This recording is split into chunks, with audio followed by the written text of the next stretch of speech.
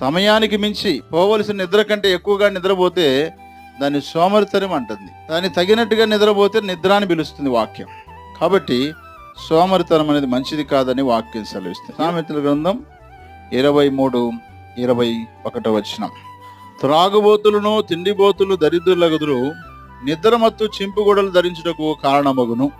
నిద్ర అవసరమే, కానీ సోమరితనంగా మనం ఎప్పుడు కూడా నిద్రపోకూడదు. అధికమైన నిద్రపోతేనేమో సోమరితనం అవుతుంది. దానివల్ల మనం గాఢ నిద్రలోకి వెళ్ళిపోతాం.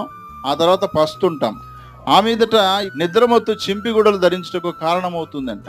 కాబట్టి ఆ నిద్ర యందు ఆసక్తిని విడిచిపెట్టండి అన్నాడు. తగినంత నిద్ర అవసరము, తగినంత మెలకువ కూడా అవసరం. తగినంత అంటే సమయానికి తగినట్టుగా పడుకోవాలి. సమయానికి లేవడం వల్ల మంచి ఆరోగ్యం, ఆయుష్కాలం కూడా ఆరోగ్యవంతంగా ఉంటుంది.